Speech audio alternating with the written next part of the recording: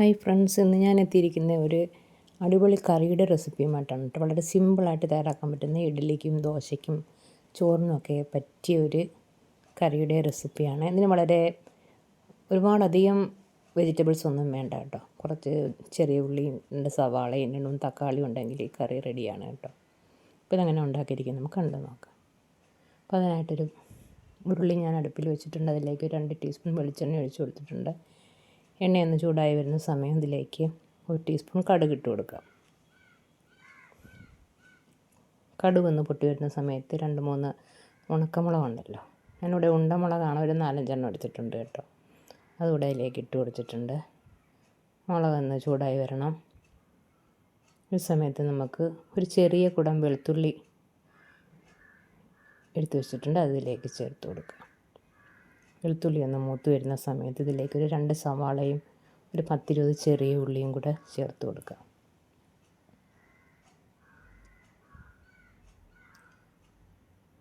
ഉള്ളി ഒന്ന് വഴന്ന് വരണം.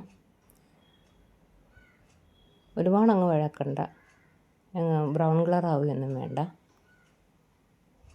കുറച്ച് വഴന്ന് വരുന്ന സമയത്ത് നമുക്കിതിലേക്ക് ഒരു 3-4 പച്ചമുളക് ഇട്ട് കൊടുക്കാം.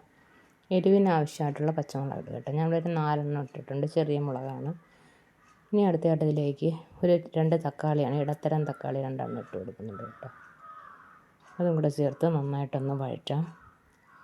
ഇനി ഇതിലേക്ക് നമുക്ക് ആവശ്യത്തിന് ഉപ്പ് കൂടെ ചേർത്ത് കൊടുക്കുക. ഇതുവരെ നമ്മൾ ഉപ്പ് ചേർത്തിട്ടില്ലായിരുന്നു. ഉപ്പ് കൂടെ ചേർത്ത് കൊടുത്ത് നന്നായിട്ടൊന്ന് വഴറ്റാം.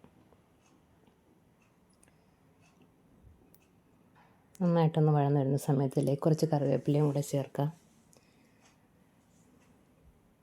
കറിവേപ്പിലയും കൂടെ ചേർത്തതിന് ശേഷം ഇനി നമുക്കിതിലേക്ക് പൊടികൾ ചേർക്കാം. 1/2 ടീസ്പൂൺ മഞ്ഞൾപ്പൊടി, 2 ടീസ്പൂൺ മുളക് പൊടി, എരിവില്ലാത്ത മുളക് പൊടിയാണ്, ഒരു 3 ടീസ്പൂൺ മല്ലിപ്പൊടി ചേർക്കാം. പിന്നെ ഒരു 1/2 ടീസ്പൂൺ ഉലുവ പൊടിച്ചത് ചേർത്ത് കൊടുക്കാം. എന്നിട്ട് ഇതെല്ലാം കൂടെ നന്നായിട്ടൊന്ന് മിക്സ് ചെയ്യാം.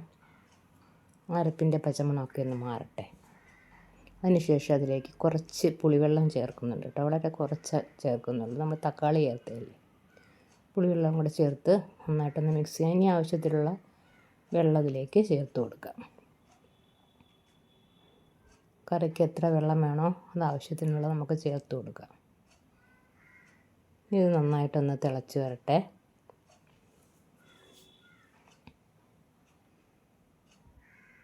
ഞാൻ ഉപ്പ് നോക്കി, ഉപ്പൊക്കെ കറക്റ്റായിട്ടുണ്ട് കേട്ടോ. ഇനി ഒന്ന് തിളച്ച് വരട്ടെ. നന്നായിട്ട് തിളച്ച് വന്നിട്ടുണ്ട്. ഈ സമയത്ത് ഞാൻ കുറച്ച് കായപ്പൊടിയാണ് ചേർത്ത് കൊടുത്തത്. 1/2 ടീസ്പൂൺ പൊടിച്ചതും കൂടെ ചേർത്ത് കൊടുത്തിട്ടുണ്ട്. ഇതൊന്ന് തിളച്ച് വരുന്ന സമയത്ത് ഇതിലേക്ക് ഒരു 2 ടീസ്പൂൺ കടലമാവ് കുറച്ച് വെള്ളത്തിൽ കലക്കിയെടുത്തതാണ്, അതിലേക്ക് ചേർത്ത് കൊടുക്കുക. കറിക്ക് നല്ലൊരു കൊഴുപ്പ് കിട്ടുന്ന ഒരു പ്രത്യേക ടേസ്റ്റാണ്. നമ്മൾ പരിപ്പൊന്നും ചേർത്തിട്ടില്ലല്ലോ ഇതിൽ, അപ്പോൾ അതിന് വേണ്ടിയാണ് ഇത് ചേർത്ത് കൊടുത്തിരിക്കുന്നത്. ഇനി നന്നായിട്ടൊന്ന് മിക്സ് ചെയ്ത് ഒന്ന് തിളച്ച് വരട്ടെ. ഒന്ന് മൂടി വെച്ച് കൊടുക്കുക. നന്നായിട്ടൊന്ന് തിളച്ച് വരട്ടെ. ഇപ്പോൾ 2-3 മിനിറ്റ് കഴിഞ്ഞിട്ടുണ്ട്. കറിയൊക്കെ ഒന്ന് തിളച്ച് വന്നിട്ടുണ്ട്. ഈ സമയത്ത് നമുക്ക് കുറച്ച് മല്ലിയില ചെറുതായിട്ട് അരിഞ്ഞത് കൂടി ഇതിലേക്ക് ചേർത്ത് കൊടുക്കുക. ഇവിടെ ചേർത്ത് മിക്സ് ചെയ്തെടുത്ത് കഴിഞ്ഞാലുണ്ടല്ലോ, നല്ല അടിപൊളി ടേസ്റ്റിലുള്ള ഒരു കറി ഇവിടെ റെഡി ആയിട്ടുണ്ട്. നല്ല കൊഴുത്ത ചാറോട് കൂടിയ വളരെ ടേസ്റ്റി ആയിട്ടുള്ളൊരു കറിയാണ്. അപ്പോൾ എല്ലാവരും ഇത് ട്രൈ ചെയ്ത് നോക്കണം. ഇഷ്ടപ്പെടുന്നെങ്കിൽ ലൈക്ക് ചെയ്യും, ഷെയർ ചെയ്യും, കമൻറ്റ് ചെയ്യും, ചാനൽ സബ്സ്ക്രൈബ് ചെയ്യും വേണം കേട്ടോ. അതോടൊപ്പം തന്നെ ഹൈപ്പ് കൂടി ചെയ്യുക. Okay, thank you.